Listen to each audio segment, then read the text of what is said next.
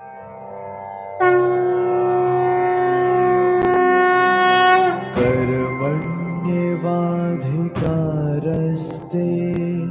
मा फलेषु कदाचन मा कर्मफलहेतुर्भुः मा ते सङ्गोत्स्व कर्मणि कर्मण्येवाधिकारस्ते मा फलेषु कदाचन मा कर्मफलहेतुर्भुः मा ते सङ्गोत्स्व कर्मणि।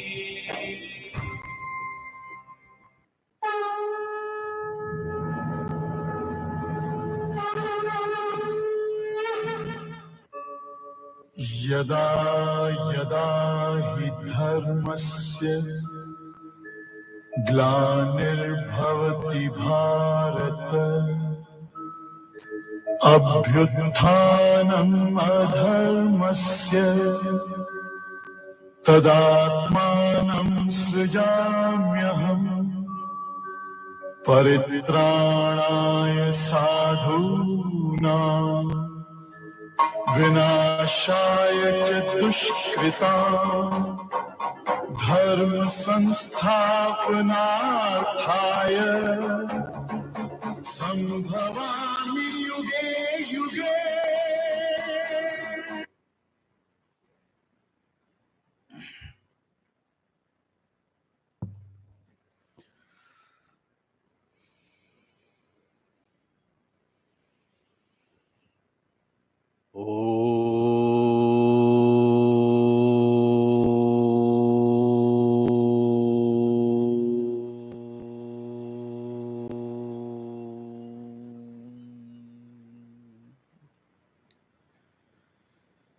श्री परमात्मने नमः। श्री गणेशाय नमः। श्री सरस्वत्यै नमः। श्री गुरुभ्यो नमः। ओम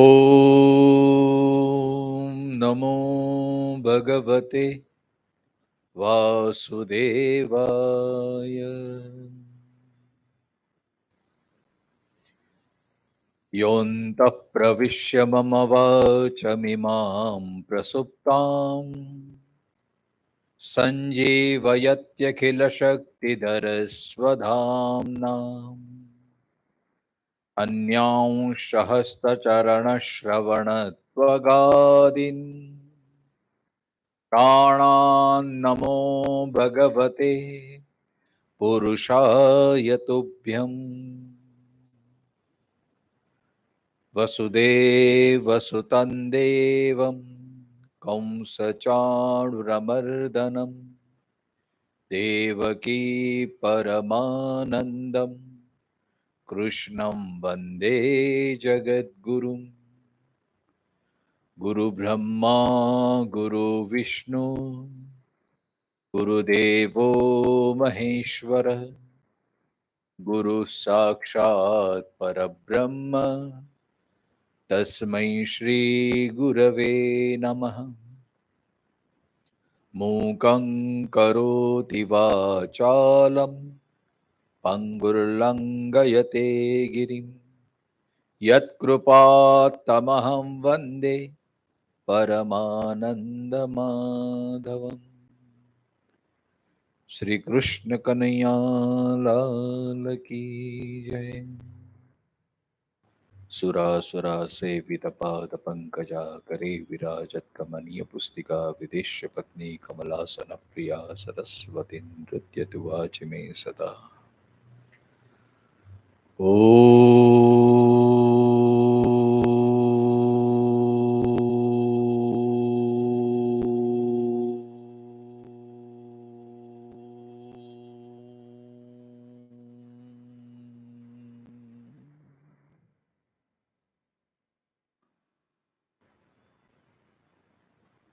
कल हमने देखा गुणातीत के लक्षण 22, 23 और 24 तीन श्लोक में प्रथम 22 और 23 श्लोक में जो हमने देखा, प्रकाशंच प्रवृत्तिंच मोहमेव च पांडव न द्वेष्टि संप्रवृत्तानि न निवृत्तानि कांक्षति उदासीन अवदासीनो गुणैर्यो न विचाल्यते गुणा वर्तन्त इत्येव यो वतिष्ठति नेङ्गतः। ये दो श्लोक में जो गुणातीत अवस्था को प्राप्त हुआ है उसके लक्षण बताए हैं ये दो श्लोक में।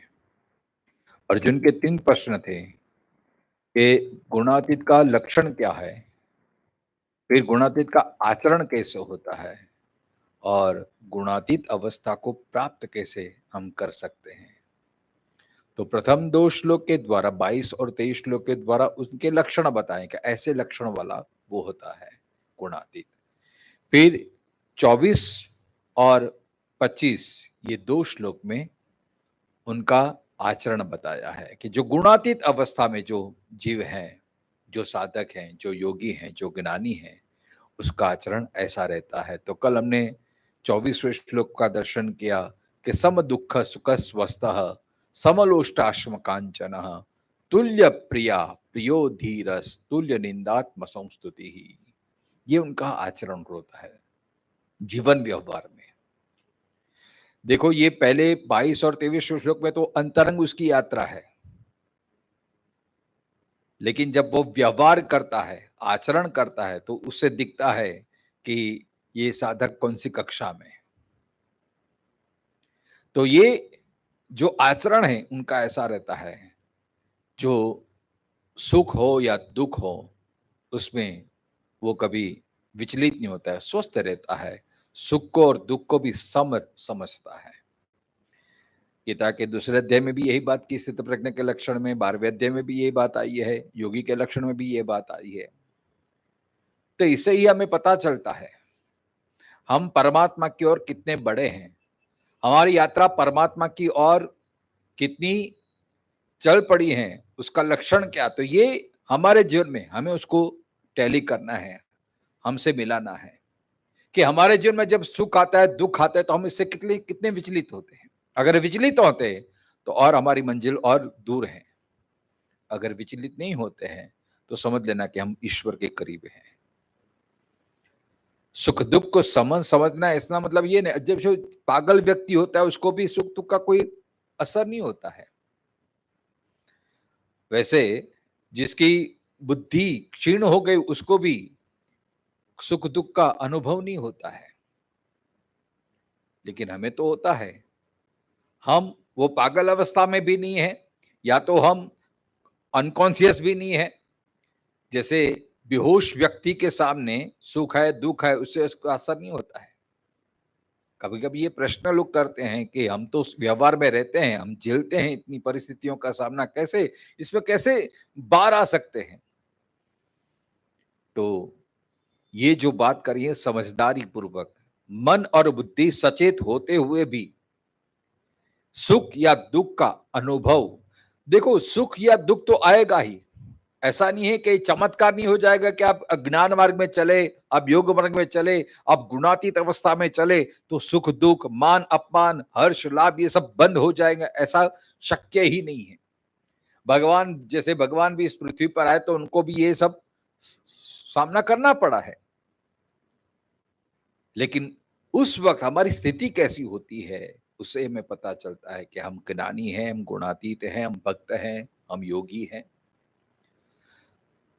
कुछ ना कुछ तो फर्क होता है। जैसे हम जैसे साधारण व्यक्ति के जीवन में सुख दुख आते हैं तो हम उसको झेल नहीं पाते हैं, लेकिन ऐसी स्थिति जब योगी के, ज्ञानी के, गुणातीत के, भक्त के जीवन में जब आता है तो वो सम हो जाते हैं, मतलब स्वस्थ रहते हैं। यही बात हमें भी सीखनी है, हमें भी उसको आत्मसात करना है। सुख दुख इसमें देखो ख ये शब्द कॉमन है, अक्षर कॉमन है। ख माने ब्रह्म, खम ब्रह्म, इसको ये कहते हैं खम ब्रह्म। ख का एक अर्थ होता है आकाश। जो गुणातीत अवस्था वाला व्यक्ति होते वो आकाशवत हो जाता है, मतलब मतलब इतनी उनकी मन की विशालता बन जाती है। फिर वो जैसे आकाश में कभी बादल भी आते हैं और कभी बादल चले भी जाते हैं, वो स्थायी नहीं रहते हैं। इसी तरह से ये योगी के जीवन में सुख आते भी हैं और चले भी जाते हैं, दुख आते हैं और चले भी जाते हैं। ये सब विचलित मतलब चरैवेति परिवर्तनशील हैं। लेकिन जो आकाश है वो तो ऐसा का वैसा ही रहता है। ऐसे योगी का मन, गुणातीत का मन, बुद्धि वो आकाश की तरह स्वच्छ निर्मल हो जाती है। फिर चाहे दुख आए चाहे सुख आए, लेकिन उसका संस्कार उसके पर वो पड़ने नहीं देता है।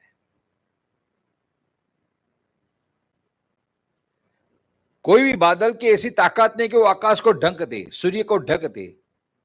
उसकी क्षण तत्क्षण थोड़ी देर के लिए वो प्रतीत ऐसा होता है, और वो भी हम नीचे हैं उसके लिए ऐसा प्रतीत होता है कि ये आकाश ढक गया, लेकिन आकाश तो को स्वच्छ ही रहता है, वो बहुत नीचे रहता है। वैसे योगी के जीवन में गुणातीत की अवस्था में चाहे सुख आए चाहे दुख आए, लेकिन उससे वो कोसों दूर अलिप्त रहता है, उसकी छाया भी उसके मन में पड़ती नहीं है।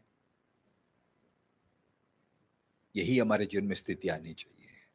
सुख दुख आएंगे, लेकिन उसके संस्कार हमारे और योगी के इतना ही तफावत है, हम उसमें बह जाते हैं। जैसे नदी का प्रवाह तेज रहे तो हम अपने आप को संभाल नहीं पाते हैं, बह जाते हैं, हम प्रवाह में बह जाते हैं, क्योंकि मन और बुद्धि संसार के प्रति रहेगी तो सुख दुख का अनुभव रहेगा। लेकिन जिसका मन परमात्मा से जुड़ गया, ब्रह्म से जुड़ गया, अपने स्वस्वरूप में जुड़ गया, फिर चाहे मान हो चाहे अपमान हो उससे कोई फर्क नहीं पड़ता है, क्योंकि ये सब प्रकृति का ही कार्य है। और वो तो चिदानंद रूप शिवोहम शिवोहम इस अवस्था में है, इसलिए तो उसको स्वस्थ कहा जाता है। स्वस्थ स्वस्थ वही हो जिसकी बराबर शरीर की कार्य क्रिया सब स्वस्थ चलती हो, भोजन बराबर पचता हो, आंख बराबर दिखती है, कान से बराबर सुनाई देता है, तो हम बोलते हैं स्वस्थ है। लेकिन इसमें जरा भी बिचली जाता है हम अस्वस्थ हो जाते हैं। चाहे पेट की बीमारी हो, गैस हो जाए तो हम बोलते हैं आज अस्वस्थता है। मतलब जब संतुलन बिगड़ जाता है तो अस्वस्थ हो जाते हैं। वैसे ही अध्यात्म में जिसका मन, जिसका बुद्धि, जिसका चित्त भगवान से जुड़ गया, वो स्वस्थ हो जाता है, अपने आप में स्थिर हो जाता है। फिर ये सब आते हुए हैं, मतलब जिसकी बोलते हैं ना कि स्टेमिना बहुत पावरफुल रहती है, तो फिर उसकी वातावरण की असर नहीं होती है। हेल्दी जिसका शरीर है, तो उसको फिर गोली नहीं, तो जिसकी स्टेमिना अच्छी नहीं है तो उसको फिर वायरल इन्फेक्शन हो जाता है बार बार।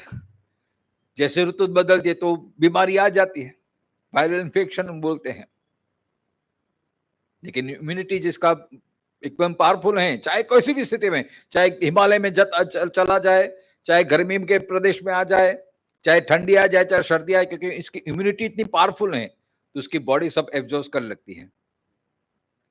ऐसे अध्यात्म में जिसका मन, जिसकी बुद्धि परमात्मा से अपने आप में जुड़ गई है, फिर चाहे दुख रूपी गर्मी आए, सुख रूपी ठंडी आए, बारिश आए, कुछ भी एक परिस्थिति आए, वो अपने आप में स्वस्थ, वो एग्जॉस्ट कर लेता, वो पचा लेता है, और इसके संस्कार उसके मन पे पड़ने नहीं देता है। बस यही भाव है। इसलिए कहा सम दुख सुख स्वस्थ समलोष्टाश्म कांचना तुल्य प्रिया प्रियो धीर स्तुल्य निंदात्म संस्तुति ही।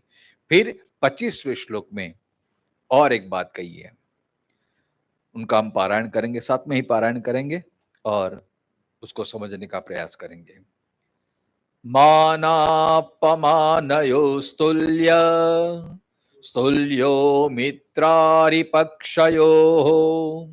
सर्वारंभ परित्यागी गुणातीत स उच्यते।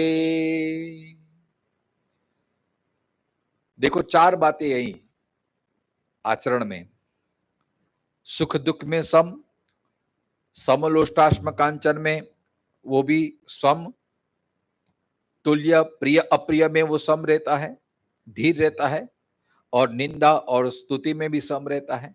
और यहां पे भी कहा मान और अपमान में, मानापमान योस्तुल्य, चाहे उससे कोई मान दे दे, चाहे उसका कोई अपमान कर दे, उसमें वो स्तुल्य, माने जैसे तुलाधार रहता है ना, तुला बैलेंस रखता है, वो मान में भी अपने आप को बैलेंस रखता है और अपमान में भी अपने आप को बैलेंस रखता है, क्योंकि वो समझता है कि जो मान दे रहा है वो भी मेरे लायक नहीं है, मतलब मेरे गुण धर्म वाला नहीं है, वो शरीर से कर रहा है, वो अपनी जिह्वा से कर रहा है, पराकृत जिसको बोलते हैं। कोई दूसरा मान देने वाला है, कोई दूसरा अपमान करने वाला है, लेकिन मैं ये सबसे अलिप्त हूं, मैं असंग हूं, मैं कूटस्थ हूं, मैं अव्यय हूं, तो वो मुझे स्पर्श कर ही नहीं सकता है, क्योंकि जिसके द्वारा मान दिया जा रहा है, जिसको मान दिया जा रहा है और जो मान देने की प्रक्रिया है, वो तीनों हमसे भिन्न है। ऐसी एक गुणातीत अवस्था की ये दृष्टि रहती है, इसलिए वो मान और अपमान दोनों में तुल्य मानता है, क्योंकि ये पूरा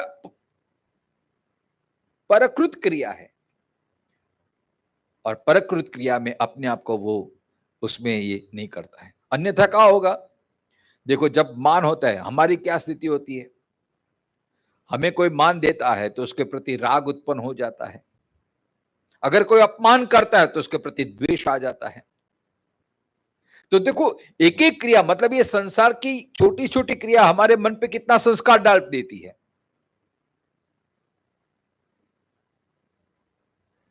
मान और अपमान से राग, मान से राग उत्पन्न हो जाएगा, अपमान से द्वेष उत्पन्न जाएगा। मान से हमें हर्ष की प्राप्ति होगी, हमें भीतर भीतर आनंद आने लगेगा, और अपमान से शोक की प्राप्ति हो जाएगी। और जो मान दे रहा है उसके प्रति हमारी आसक्ति बढ़ जाएगी, प्रेम बढ़ जाएगा, और जो अपमान कर रहे हैं उसके प्रति हमारा द्वेष भाव बढ़ जाएगा, उसके प्रति हमारा वैर भाव बढ़ जाएगा।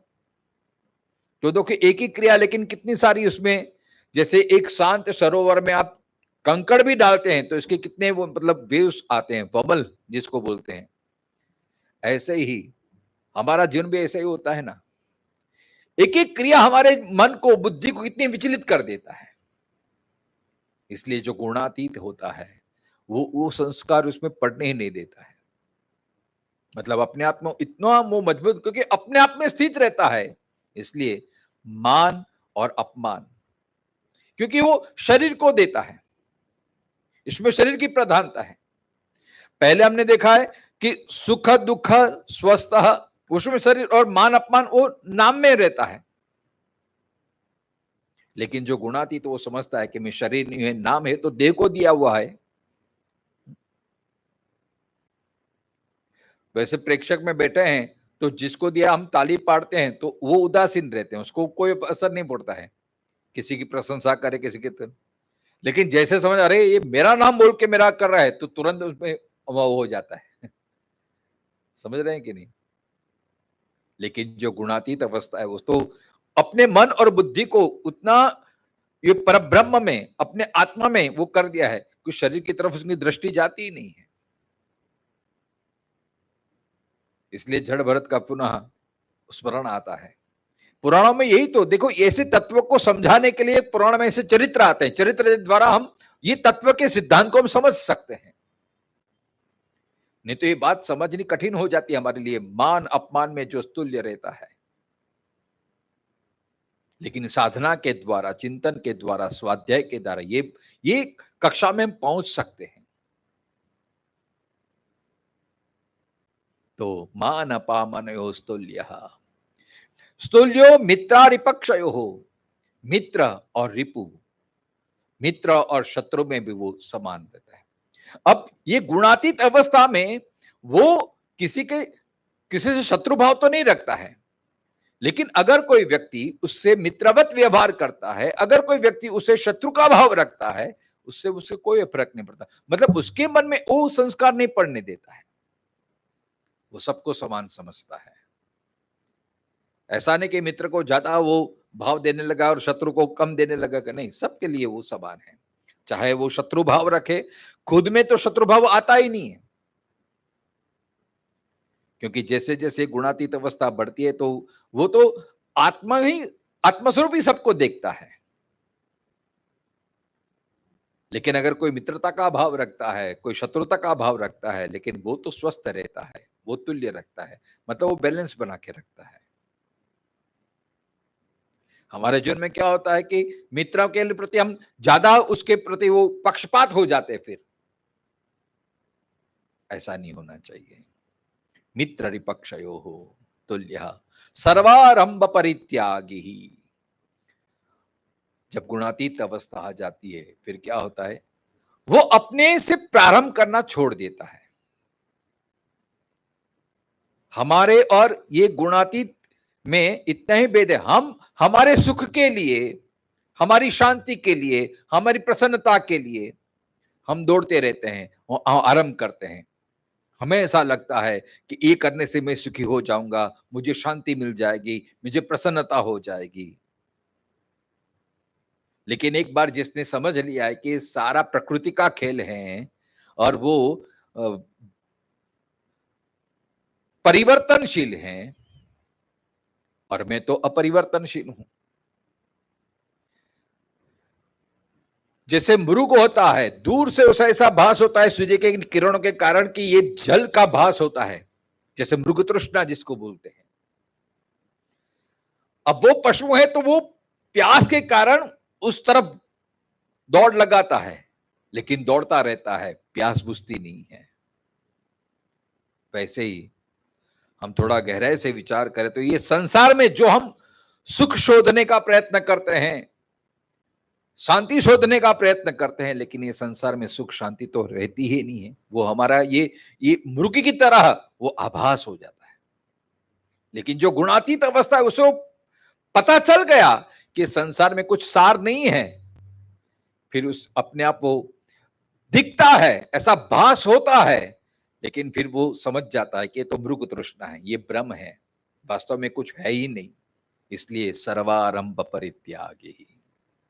फिर वो अपने आप में ऐसी कोई क्रिया नहीं करता जिससे उसको वापस संसार में आना पड़े। इस अवस्था को बोलते हैं सर्वारंभ परित्यागी।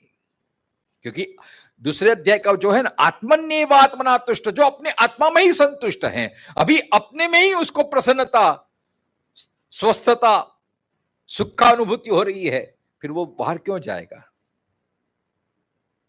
इसलिए उसकी प्रवृत्ति अपने आप शांत हो जाती है। फिर जो गुण के द्वारा जो व्यवहार होता है वो चलते रहता है। जैसे पंखा चलता है, पंखे की जरूरत तो स्विच बंद कर देते तो फिर तुरंत पंखा अटक नहीं जाता, वो चलते रहता है।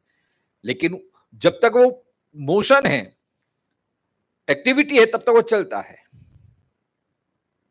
साइकिल चलाने वाला वो पेंडल चलाता है, लेकिन जैसे मंजिल नजदीक है तो पेंडल देना बंद करता है, लेकिन वो गति के कारण साइकिल चलती रहती है। लेकिन पेडल मारना बंद कर दिया, फिर जैसे ही स्लो हो जाते फिर वो रुक जाते, वो साइकिल से विमुक्त हो जाता है। वैसे सर्वारंभ परित्यागी, अब उसे ज्ञान हो गया है कि संसार असार है। अब वो सुख के लिए, सफलता के लिए, प्रसन्नता के लिए बाहर की कोई एक्टिविटी नहीं करता है, अपने आप से वो शुरुआत नहीं करता है, क्योंकि वो आत्मन्येव आत्मना तुष्ट है, अपने आप में संतुष्ट, एक संतुष्टि, एक प्रसन्नता वो अब वो अनुभव करने लगता है। इसलिए सांसारिक क्रिया में वो प्रारंभ नहीं करता है। इसलिए बोलते हैं सर्वारंभ परित्यागी। फिर प्रारब्ध, जो भी थोड़ा बहुत प्रारब्ध बचा है वो भुगतता रहता है, अंत में वो मुक्त हो जाता है, क्योंकि वो अपने आप को भोक्ता नहीं मानता है। ये दूसरा भी लक्षण है, दूसरी भी व्याख्या है। सर्वारंभ परित्यागी माने हम क्या है, अहम कर्ता, कर्ता हम अपने आप को मानते हैं, इसलिए भोक्ता भी हमको ही बनना पड़ता है।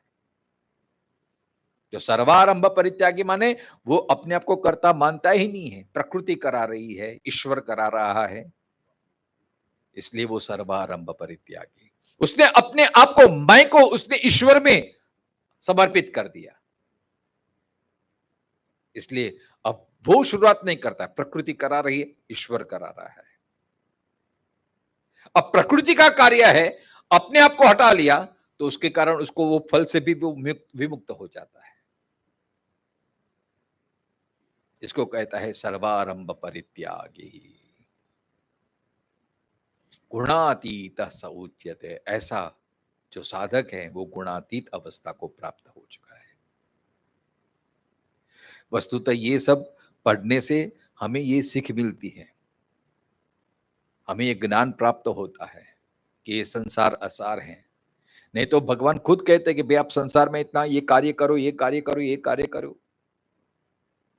डोंगरी जी महाराज कहते थे हमेशा कि संसार में कुछ सार नहीं है, क्योंकि संसार अपूर्ण है, संसार परिवर्तनशील है, और अपूर्ण संसार में हम जितना भी सुख शोधने का प्रयत्न करेंगे हमेशा हमारी आशा ठगार ही निकलेगी। इसलिए पूर्ण शांति, पूर्ण प्रसन्नता केवल परमात्मा के चरणों में है। तो बस हमारी जो दौड़ बार की तरफ है उसको मोड़ देना है अंदर की तरफ। जब हमारी यात्रा शुरू हो जाती है तो ये अनुभूति अपने आप आने लगती है और ये अवस्था को हम प्राप्त कर सकते हैं। लेकिन कैसे कर सकें, इसके लिए अंतिम 2 श्लोक में भगवान ने उपाय बताए हैं। ये गुणातीत अवस्था में हम कैसे प्राप्त कर सकें, बहुत अच्छा है। देखो बार बार भगवान ने ये हर एक अध्याय में भगवान ये भक्ति की बात करते हैं। 26 और 27 श्लोक हम पारायण करेंगे। मांचयो व्यभिचारेण भक्ति योगेन सेवते सगुणान् समतीत्यैतान् ब्रह्म भूयाय कल्पते ब्रह्मणो हि प्रतिष्ठाहम् अमृतस्य व्ययस्य च शाश्वतस्य च धर्मस्य सुखस्यैकान्तिकस्य च सुखस्यैकान्तिकस्य च। ये अंतिम 2 श्लोक में गुणातीत अवस्था को हम कैसे प्राप्त कर सकते हैं, जो अर्जुन ने प्रश्न पूछा था, वो ये 2 श्लोक में भगवान ने जवाब दिया है। देखो हमारा तो ऐसा सामर्थ्य नहीं है कि हम ऐसी अवस्था को प्राप्त कर सकते हैं, इसलिए शरण लेनी पड़ेगी भगवान की। इसलिए भगवान कहते हैं माम च यो अव्यभिचारेण, अवसर्ग है, अव्यभिचारेण भक्ति योगेन सेवते। भगवान कहते हैं जो व्यक्ति, जो योगी, जो साधक, जो भक्त मेरी अव्यभिचारेण, व्यभिचार किसको कहते हैं, जैसे पति पत्नी में संबंध रहता है ना, तो एक दूसरे को मतलब पता ना चले इसे दूसरे के साथ व्यवहार करते हैं, उसको व्यभिचार करते हैं कहते हैं। ऐसे हमारा नित्य संबंध भगवान के साथ है, लेकिन भगवान को भूल के हम दूसरों के प्रति आसक्ति रखते हैं, दूसरे की तरफ हमारा ध्यान जाता है तो व्यभिचार हो जाता है। अव्यभिचारेण का दूसरा अर्थ होता है निरंतर, सतत। हमारा क्या होता है कि हमारी भक्ति केवल 1 घंटे के लिए होती है, 5 मिनट के लिए होती है, एक माला फेर लिया, किसी किसी की भक्ति बस एक दीप जलाने के मात्र में, एक अगरबत्ती जला दी, अपने आप को बड़ा भक्त समझता है।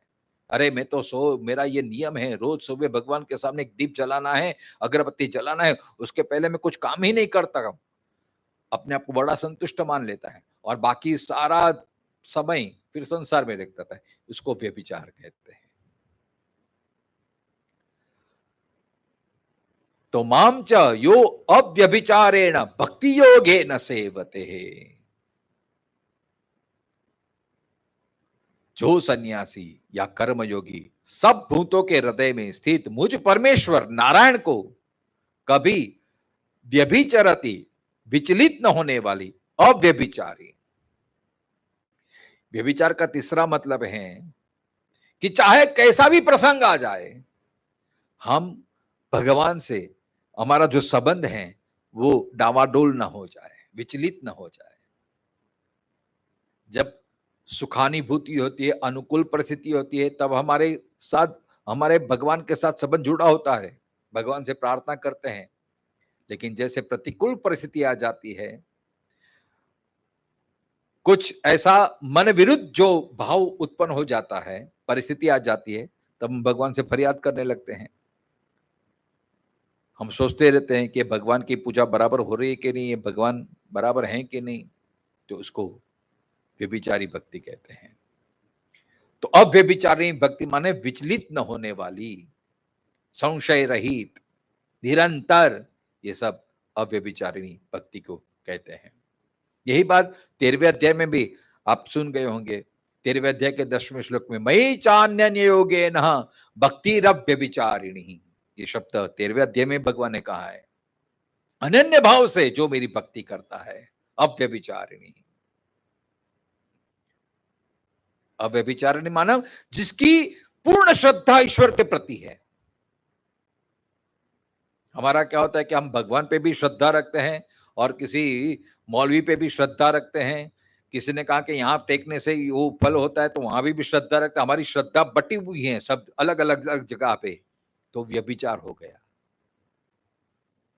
लेकिन सारी श्रद्धा को समेट के एक एम ही कर देना, उसको अव्यभिचारी कहते हैं।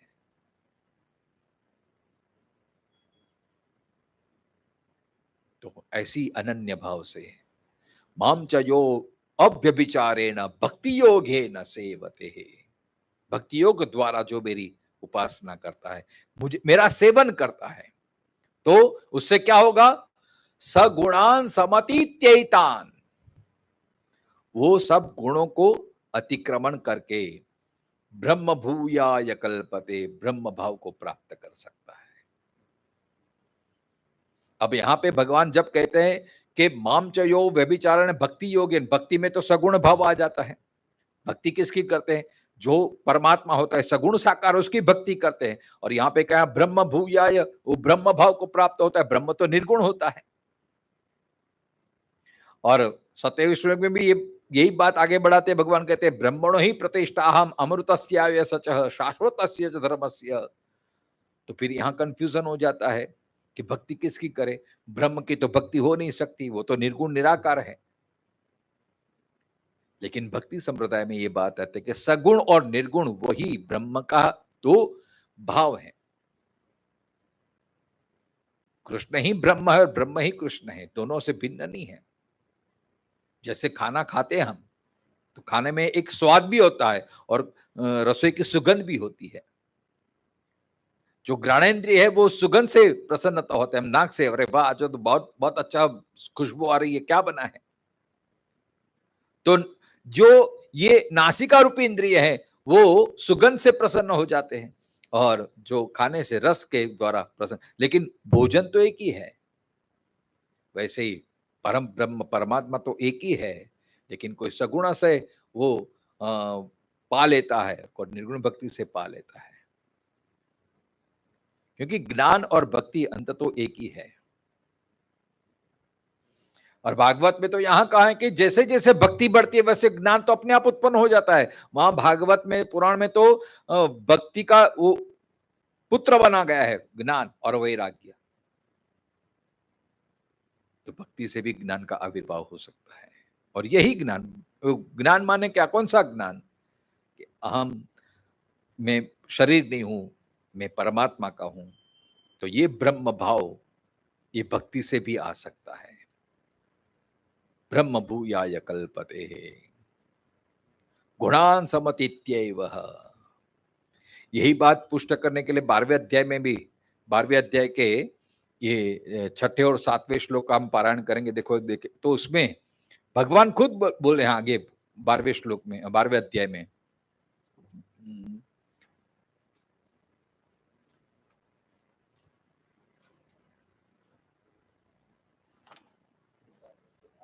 हाँ, ये तु सर्वाणि कर्माणि मयि सन्न्यस्य मत्परः अनन्ये नैव योगेन मा ध्यायन्त उपासते तेषामहं समुद्धरता मृत्यु संसार सागरात् भवामि न चिरात् पार्थ मय्यावेशित चेतसाम्।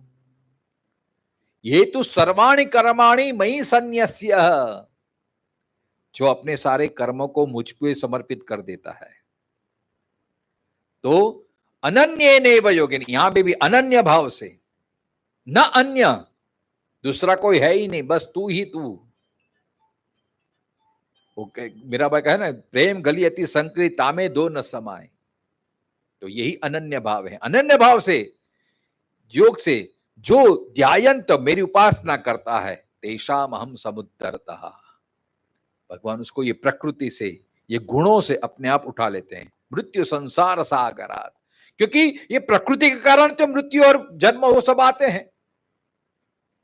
हमारा कर्म का मूल में वो गुण है, गुण ही हमारे हमको कर्म कराते हैं। अच्छे कर्म कराते हैं, राजसिक कर्म कराते हैं, बुरे कर्म करता है। जैसे गुण आविर्भाव होगा वैसे हमारी कर्म होंगे और वैसे हमारी गति होगी।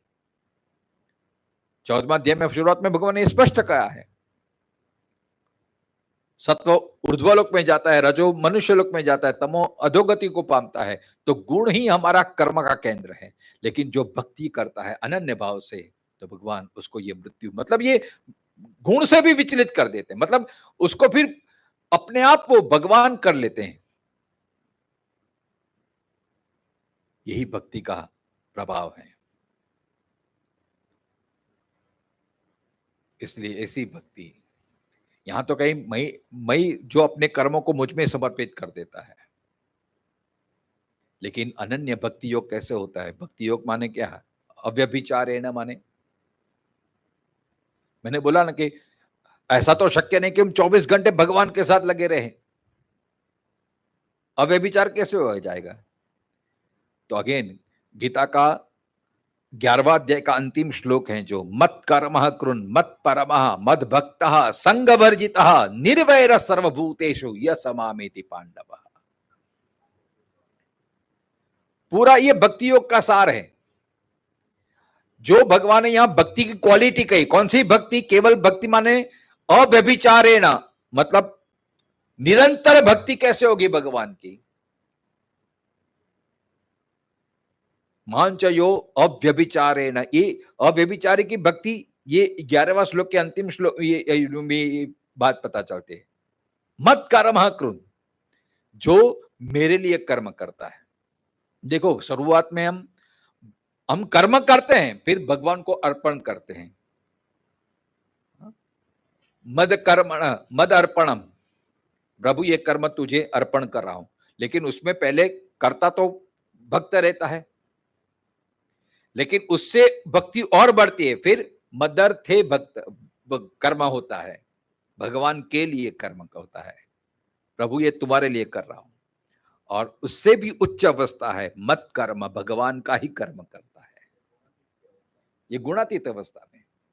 इसलिए मत कर्म कृत, जब गुणातीत अवस्था, जब वो भक्ति ऐसी अव्यभिचारिणी भक्ति क्या होती है? भगवान बोलता है कि वो मेरे लिए कर्म करता है, मतलब मेरा ही कर्म करने लगता है। मत कर्मः कृत मत परमः, वो अव्यभिचारिणी भक्ति एक ऐसी होती है जो मेरे ही आश्रित रहता है, मतलब निरंतर मेरा ही ध्यान करता रहता है। मत कर्मः कृत मत परमः मद भक्तः, भक्त माने हमेशा से जो भगवान से जुड़ा हुआ है।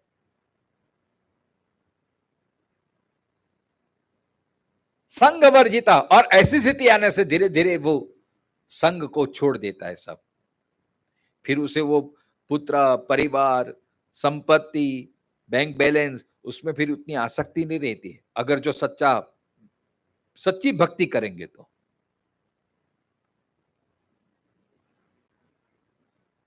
बस इतनी सी बात है, हमारी मन और बुद्धि को ईश्वर को समझ। इसलिए भगवान 12वां अध्याय, मय्यर्पित मनोर्बुद्धि ही यह समामेति, जो अपने मन और बुद्धि को भगवान को अर्पण कर देता है। जब तक हमारा मन और बुद्धि संसार से समर्पित है, तो मान अपमान, ये सुख दुख, ये सब ऐसे जैसे वो दरिये में जाते हैं ना बोट में, तो कभी भरती, कभी उछाल, कभी एकदम हलक डुलक रहते हैं सब। लेकिन हमारी मन और बुद्धि ईश्वर को समर्पित कर दिया हमने, तो फिर ये सब से हम एकदम निवृत्त हो सकते हैं। इसलिए कि मांच यो व्यभिचारेण भक्ति योगे न सेवतः, यह माने जो, मतलब उपासक, माम माने उपास्य भगवान, और भक्ति उपासना है।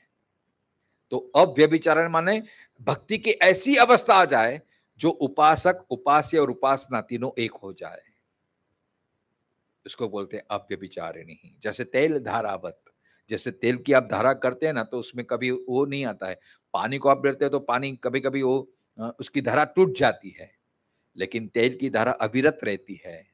वैसे ही जो भक्त है अनन्य भाव से, अव्यभिचार से, जो मुझ को बचता है, मेरा सेवन करता है,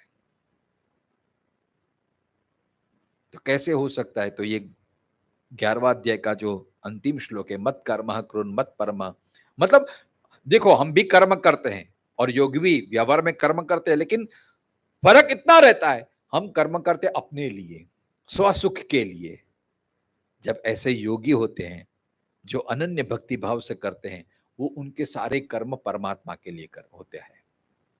फिर चाहे बिजनेस भी करता हो तो भी परमात्मा तेरे लिए। पैसा कमाना है, क्यों कमाना है?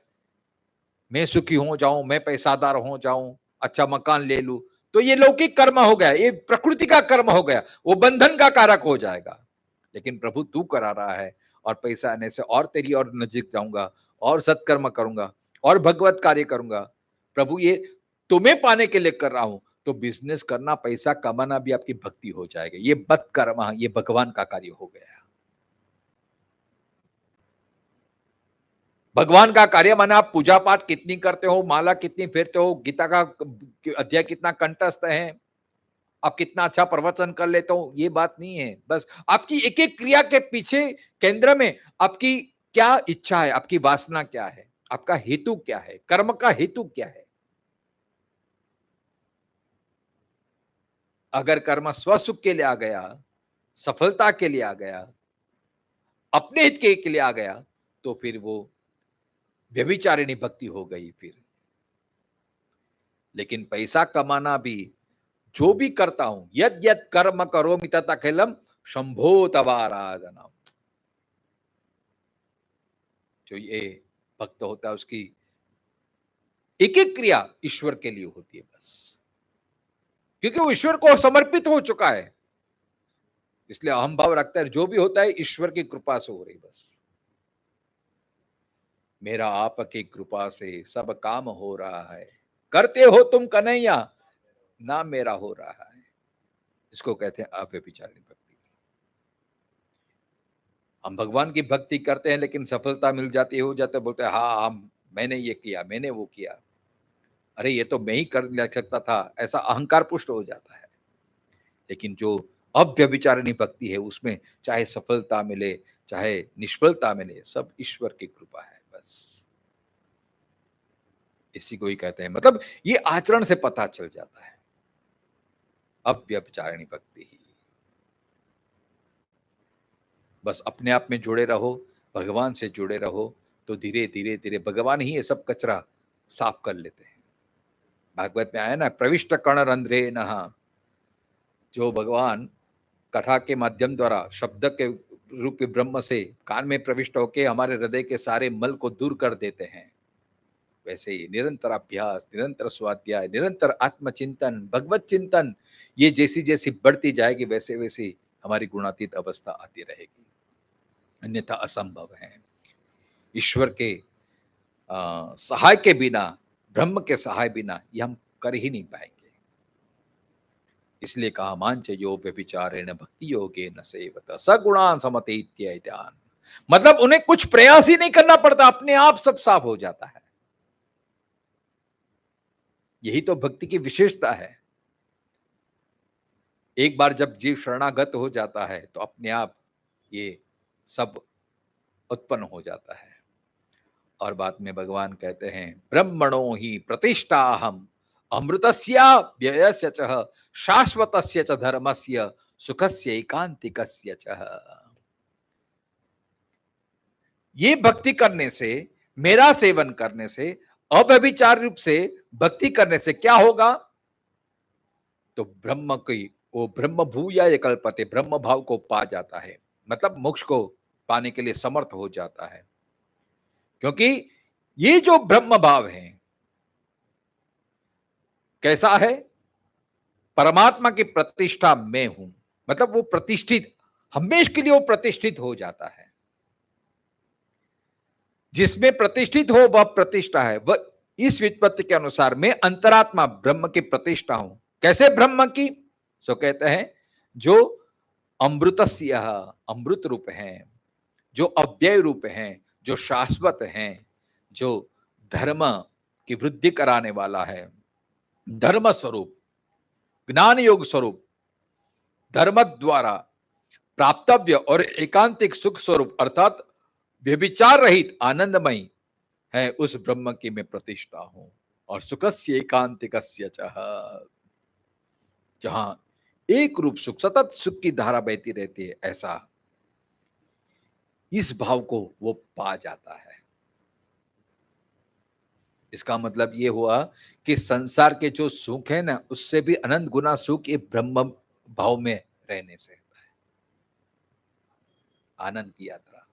और ये श्लोक में भगवान ने ब्रह्म क्या है और प्रकृति क्या है उसका भेद स्पष्ट कर दिया है। ये ब्रह्म के लक्षण है, ब्रह्म प्रतिष्ठित है, मतलब हमेशा रहने वाला है। प्रकृति में कभी प्रतिष्ठा और कभी हानि भी हो सकती है।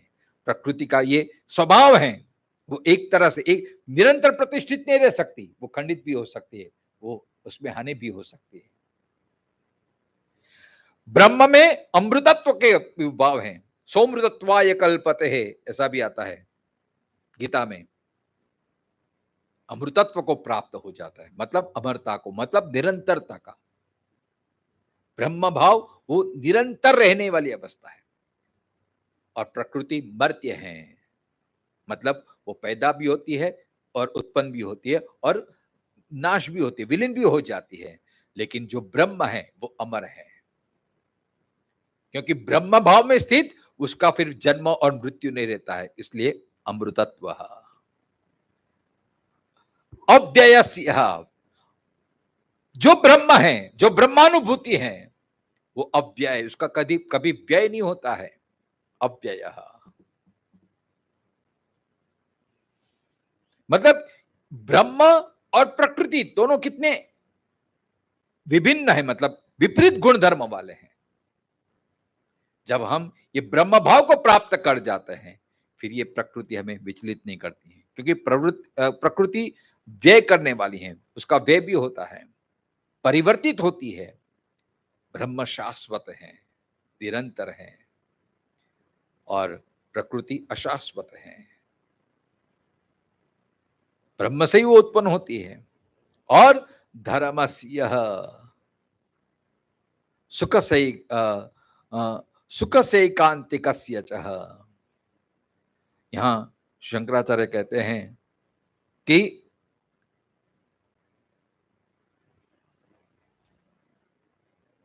ज्ञान योग धर्म प्राप्यस्य सुखस्य नित्यस्य, मतलब ज्ञान योग रूपी धर्म की प्राप्ति हो जाती है। और वैसे भी देखा जाए दूसरी दृष्टि तो यहां धर्म से शाश्वतस्य, मतलब शाश्वत धर्म की प्राप्ति हो जाती है। जैसे सनातन धर्म जिसको बोलते हैं, क्योंकि सनातन धर्म वो भी पुरुष से ही, मतलब वो उसका भी उत्पन्न नहीं हुआ है, तो अपौरुषेय है, वो अजन्माना है। हिंदू संस्कृति सनातन संस्कृति क्योंकि अनादि है, उसका अंत नहीं है। जैसे ब्रह्म भी सनातन है, वैसे ये धर्म भी शाश्वत है। बाकी सब धर्म है उसको बनाया गया है किसी व्यक्ति विशेष ने। यीशु धर्म आप देख लिए, मुस्लिम धर्म मोहम्मद से ये शुरुआत हुई है, यीशु ख्रिस्त से यीशु धर्म के हुआ है, तो वो सब बनाने वाले हैं। लेकिन सनातन धर्म वो तो अनादिकाल से, उसको किसी ने बनाया नहीं है, अनादि है। इसलिए मनुष्य मात्र की कल्याण की भावना उसमें हुई। बाकी सब धर्मों में ये, और जो भी धर्म का जो भी सिद्धांत है वो सनातन धर्म से ही तो उत्पन्न हुआ है। आप बाइबल का अभ्यास कर लिए, कुरान का, वो सनातन धर्म से कुछ ना कुछ जुड़ा हुआ है। और हमारे धर्म में और भी कितने फाटे पड़े हैं, सब जैन धर्म, बौद्ध धर्म, स्वामीनारायण धर्म, सब जिसका भी अब मूल ये सनातन से ही उत्पन्न हुआ है सब। जैसे 15वें माध्यम में देखते हैं ना कि उसकी सब डालियां फैलती रहती है, ये सनातन धर्म से ही, ये सनातन धर्म के सिद्धांत से एक एक सिद्धांत को पकड़ के अपने अपना अपना वो बनाते हैं। लेकिन जो ब्रह्म भाव को प्राप्त हो जाता है वो सनातन शाश्वत धर्म का वो अनुसरण करने लगता है, और उससे क्या क्या होता है, सुखस्य एकांतिकस्य च। एकांत सुख माने एकांतिक सुख स्वरूप, अर्थात व्यभिचार रहित आनंदमयी है उस ब्रह्म की प्रतिष्ठा में। मतलब निरंतर वो मतलब आनंद की अनुभूति में रहता है, क्योंकि ब्रह्म का यही लक्षण है, सत्य स्वरूप, चित्त स्वरूप, आनंद स्वरूप। तो जब हमारा मन, जो यही बात सीधी सी है, गीता का सार यही है कि जब तक मन और बुद्धि संसार में रहेंगे, प्रकृति में रहेंगे, तो ये सब पुनरपि जननम पुनरपि मरणम पुनरपि जठरे जठरे शयनम, और संसार में आते हैं तो कभी सुख, कभी दुख, कभी हर्ष, कभी लाभ, कभी सफलता, कभी निष्फलता, कभी हंसना, कभी रोना, ये सब लगा ही रहेगा, लगा ही रहेगा, लगा ही रहेगा। और जिस क्षण हमारा मन, बुद्धि, चित्त संसार से, प्रकृति से हटके ईश्वर में हमने समर्पित कर दिया, तो धीरे धीरे धीरे पर ये संसार की जो ये विटंबनाएं, चकडोल हैं, उससे हम मुक्त हो जाएंगे, और वही हमारा असली स्वरूप है। क्योंकि जो ये अमृतस्य की प्राप्ति, अमृतस्य पुत्राः, उपनिषद का ये सूत्र है, वयम अमृतस्य पुत्राः ममैवांशो जीवलोक के 15वें अध्याय में कहेंगे, ये जीव ब्रह्म का ही सनातन अंश है, मतलब ब्रह्म के, भगवान के जो लक्षण है वही हमारे ही है। लेकिन जन्म जन्मांतर की वो विस्मृति के कारण, संसार को ही सत्य मानने के कारण ये हमारी विस्मृति हो गई है, और संसार को ही हम सच्चा मानने लगे हैं। तो यही भाव है। तो ये 14 अध्याय का यहाँ पे समापन होता है। इति श्रीमद् महाभारते शतसहस्र्यां संहितायां व्यासिक्यां भीष्म पर्वणि श्रीमद् भगवद गीता ब्रह्म विद्यायां योग शास्त्रे श्री कृष्णार्जुन संवादे गुणत्रय विभाग योग नाम चतुर्दशोत्सव श्री कृष्णार्पणमस्तु। 14 अध्याय को भगवान के चरणों में समर्पित करते हैं।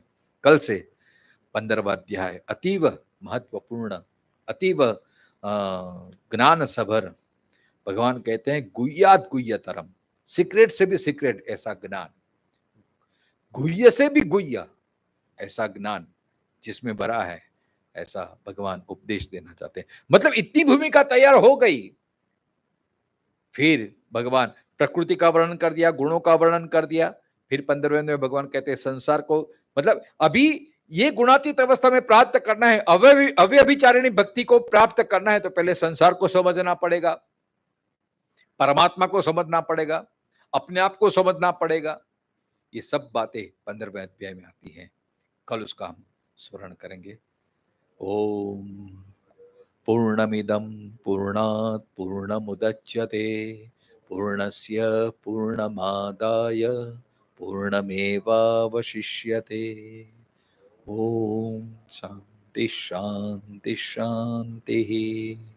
शंकरं शंकराचार्यं केशवं बादरायणं सूत्रभाष्य कृतो वंदे भगवन्तो पुनः पुनः। ईश्वरो गुरु आत्मेति मूर्तिभेद विभागिनी व्योमवत् व्याप्त देहाय दक्षिणामूर्तये नमः। ओम शांति शांति शांति।